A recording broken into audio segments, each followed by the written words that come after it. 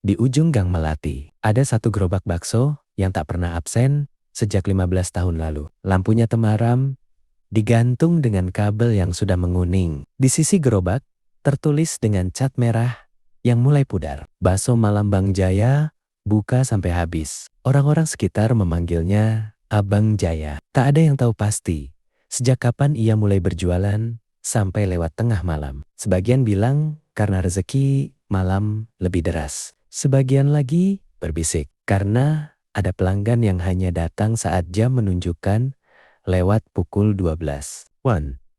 Pelanggan terakhir. Malam itu hujan turun rintik-rintik. Jalanan sepi. Warung kopi di tikungan sudah lama tutup. Jam di ponsel Bang Jaya menunjukkan jam 0:47. Ia menghela napas. Ya sudah, 1 jam lagi, gumamnya. Biasanya lewat jam segitu pasti ada saja yang datang. Entah tukang ojek, anak kos yang lembur, atau satpam kompleks sebelah. Tapi malam itu berbeda. Udara terasa lebih dingin dari biasanya. Bukan dingin biasa, lebih seperti hawa yang merayap dari bawah kaki. Naik pelan ke tulang punggung. Tiba-tiba, kretek, kretek, suara langkah. Bukan langkah sepatu. Bukan sandal. Seperti kaki telanjang menginjak aspal basah. Bang Jaya menoleh. Di bawah lampu jalan yang berkedip-kedip, berdiri seorang perempuan berbaju putih panjang, rambutnya menutupi wajah.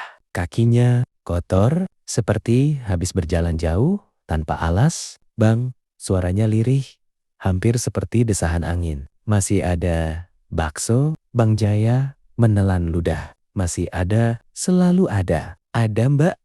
Mau berapa? Tanyanya. Berusaha terdengar biasa. Semangkuk saja, tapi jangan pakai bawang goreng. Aneh, tak pernah ada yang pesan begitu. Tapi Bang Jaya, menurut tangannya gemetar sedikit saat mengambil bakso dari panci. Anehnya, kuah mendidihnya seperti mendadak berhenti berbuih saat perempuan itu mendekat. Ia menyodorkan mangkuk. Perempuan itu duduk di bangku plastik, tak mengangkat wajahnya. Rambutnya menutupi seluruh muka. Sendoknya bergerak perlahan. Tapi tak ada suara menyeruput. Tak ada suara bakso digigit. Hanya gerakan sendok yang masuk ke mangkuk, lalu berhenti di depan wajahnya yang tertutup rambut. Beberapa menit kemudian, ia berdiri. Terima kasih, Bang. Bang Jaya melihat mangkuknya kosong, tapi kuahnya masih penuh. Baksonya tak berkurang satupun. Perempuan itu berjalan menjauh, namun langkahnya tak lagi terdengar di aspal. Ia seperti melayang. Tuh, pesanan yang tidak pernah salah. Sejak malam itu, pelanggan aneh mulai berdatangan. Seorang pria tinggi kurus dengan jas lama model tahun 80-an, wajahnya pucat kebiruan. Selalu pesan, bakso urat 2. Jangan pakai sendok. Ia makan langsung dengan tangan. Tangannya tak menyentuh bakso. Bakso itu hilang perlahan begitu mendekati mulutnya. Lalu ada anak kecil berpakaian sekolah dasar. Datang tepat jam 1:15 setiap malam Selasa. Tasnya basah seperti baru tercebur sungai. Bang, aku lapar. Suara anak itu serak. Tenggorokannya seperti dipenuhi air. Setiap kali selesai makan, bangkunya selalu basah.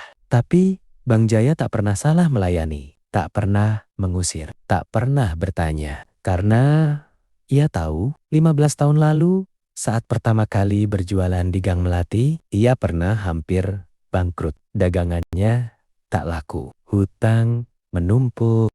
Suatu malam, saat ia hampir putus asa, seorang kakek tua datang. Kalau kau ingin daganganmu tak pernah sepi, jangan hanya layani yang hidup. Bang Jaya mengira itu hanya orang gila. Tapi malam berikutnya, kakek itu datang lagi, memberi sebuah syarat. Jangan pernah menolak pesanan siapapun yang datang setelah tengah malam. Apapun bentuknya, apapun wajahnya. Dan sejak ia menuruti itu, dagangannya selalu habis. Selalu seri.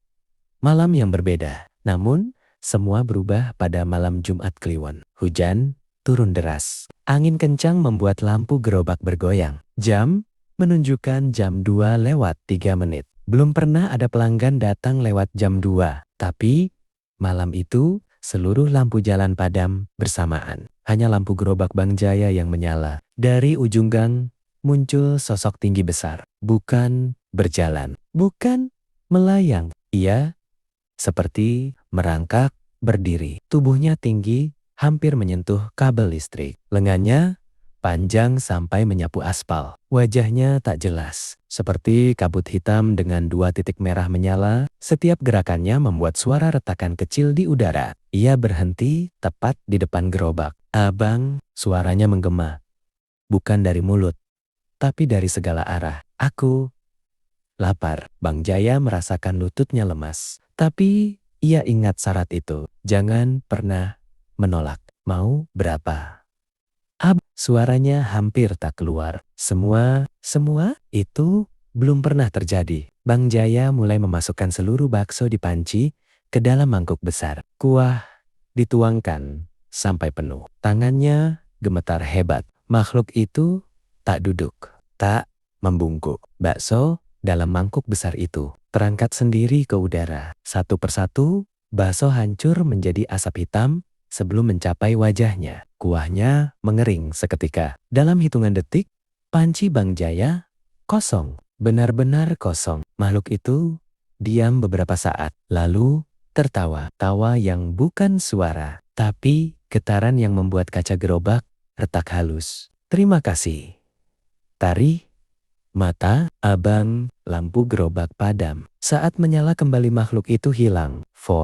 Harga yang harus dibayar. Pagi harinya, warga menemukan gerobak Bang Jaya masih di tempatnya. Pancinya kosong, bangkunya berantakan. Tapi Bang Jaya tak ada. Tak ada tanda perkelahian, tak ada darah, tak ada jejak kaki. Hanya satu hal yang aneh. Di atas meja gerobak ada mangkuk bakso penuh, masih mengepul hangat. Dan di sebelahnya uang receh koin-koin lama yang sudah tak berlaku. Sejak saat itu, setiap lewat tengah malam, kadang warga melihat gerobak bakso itu kembali menyala. Namun yang mendorongnya bukan lagi Bang Jaya, melainkan seorang pria dengan wajah pucat, mata kosong, dan langkah yang tak menyentuh tanah. Jika kau lewat Gang Melati selepas pukul 12 dan mendengar suara lirih berkata, "Bang, masih ada bakso," jangan menoleh. Karena mungkin kali ini giliranmu yang diminta melayani. Jangan lupa like, comment, share, dan subscribe ya. Terima kasih.